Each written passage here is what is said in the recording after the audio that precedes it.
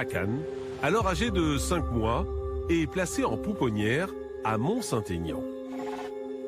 Sa mère obtient tout de même des droits de visite et à plusieurs reprises, elle tente d'enlever son propre fils.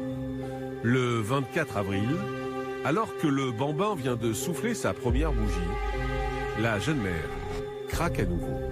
Elle kidnappe l'enfant et le garde plusieurs semaines auprès d'elle, avant qu'il ne soit retrouvé dans un hôtel.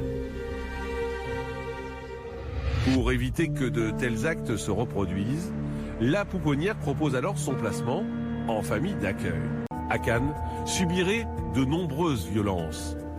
Il serait souvent frappé à coups de martinet, battu à coups de poing et de pied. Ses parents d'adoption n'hésitent pas non plus à le ligoter pendant plusieurs heures sur une chaise ou le priver de nourriture. Et quand le garçon est autorisé à se nourrir, c'est souvent aux côtés des chiens de sa famille. Et ce n'est pas tout. Akan subirait également des violences verbales. Métis, il serait très souvent attaqué sur sa couleur de peau. Sa famille d'accueil parle d'ailleurs de lui comme du petit bougnoul de la famille. Et il ferait beaucoup de différences entre leurs enfants biologiques et ceux qu'ils accueillent. Pourtant, Akan ne se rend pas forcément compte que ce qu'il subit n'est pas normal. Il y avait des différences qui étaient faites entre les petits-enfants de la famille d'accueil et puis nous, les enfants placés. Et même dans les enfants placés, il y avait des différences aussi qui étaient faites. Vous, les maltraitances que vous viviez, c'était quoi ?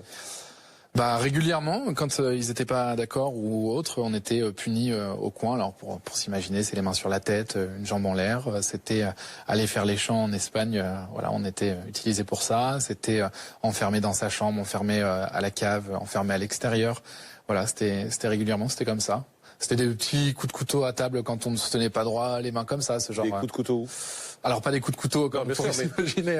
Sur les mains par exemple, vous avez des petits coups de couteau sur les mains. Et en fait, ils justifiaient ça par une éducation un peu à l'ancienne de ce qu'il aurait pu avoir dans les années auparavant. Donc pour nous, en fait, on s'imaginait que c'était normal et que voilà, c'est ce qui aurait permis d'être éduqué plutôt positivement. En tout cas, c'est cette image-là que j'avais avant. On parlait dans le reportage de nourriture avec les chiens, par exemple.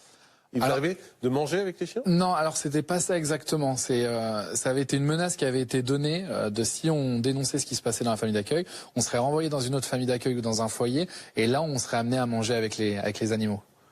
Vous avez été ligoté parfois ? Une fois, ouais.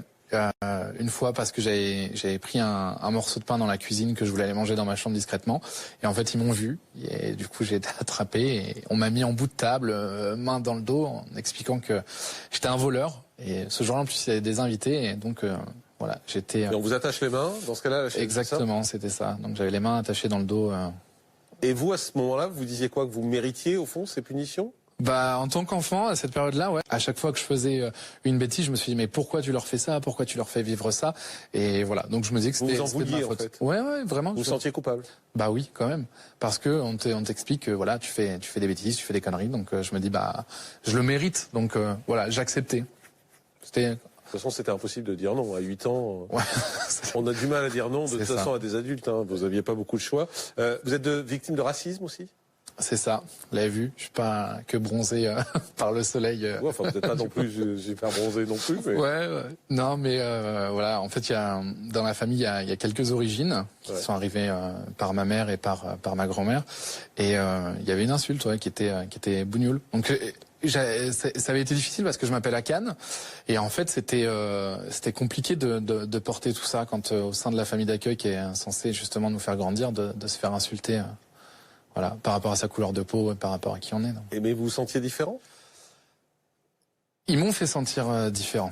Ils m'ont fait sentir. Mais du coup, par rapport aux rencontres que j'ai pu faire en extérieur aux autres gens, je me suis dit, non, en fait, je suis comme tout le monde, je suis un être humain et la couleur de peau, on s'en fout un peu, quoi. Oui, de toute façon. Mais vous étiez plusieurs enfants, vous parliez entre vous de ces maltraitances? Non. Non, justement, c'est une question. Ça, des fois, je me la pose en me disant mais pourquoi, à un moment donné, on ne l'a pas exprimé. Il y a un autre jeune qui avait dénoncé des choses à son maître à l'école. Et les services sociaux ont été informés. Ça a fait un tout petit peu bouger les choses parce qu'on a été interrogé. Et c'est à ce moment-là que moi, je me suis rappelé en lisant mon dossier et en l'écrit dans le livre, c'est que j'ai été briefé avant ce rendez-vous en question. Et moi, j'étais dans cette idée de défendre cette famille et qu'elle était légitime de faire ce qu'elle faisait. Donc, le jour où j'ai été interrogé, j'ai dit qu'il se passait rien et que tout allait bien, quoi. Et à l'école non plus, vous n'en parlez pas? Non, jamais. Moi, j'étais dans une école en plus qui bougeait. Ce qui me surprend toujours, en fait, c'est que, et c'est pas un reproche, hein, mais c'est vraiment pour comprendre. C'est à partir du moment où vous trouvez que c'est normal, en fait, pourquoi vous le cachez? Parce qu'une chose normale, on en parle. Je suis assez d'accord. Mais en fait, comme à l'intérieur de moi, j'avais un petit truc où je sentais que ça n'allait pas. Au fond de vous, vous sentiez quand même que c'était pas tout à fait normal. Il y avait un petit truc à l'intérieur, mais je le gardais en moi. Mais voilà, pas exprimé vers l'extérieur. Et on avait ce discours à la maison qui était, si vous parlez au service social, on m'expliquait par exemple, là dans le livre, on parle des écrits des professionnels qui m'ont suivi par la suite, mais la famille d'accueil expliquait, non, on ne dit rien aux services sociaux parce que justement, ils vont te faire du mal, ils vont nous faire du mal. Donc, fallait pas aller vers l'extérieur. Pour moi, l'extérieur, c'était des gens, en tant qu'enfant, qui étaient méchants. Donc, je pouvais pas me permettre d'aller parler. Parce que sinon, j'aurais fait du mal. Et vous voyez un peu le cercle vicieux qui est mis en place. Quand vous repensez à ces années-là, la chose la plus dure pour vous, c'est quoi? C'est quand on vous traitait de bougnoul, c'est le mot que vous avez employé. C'est le seul moment où vous avez baissé la voix, en fait. C'était la chose la plus dure?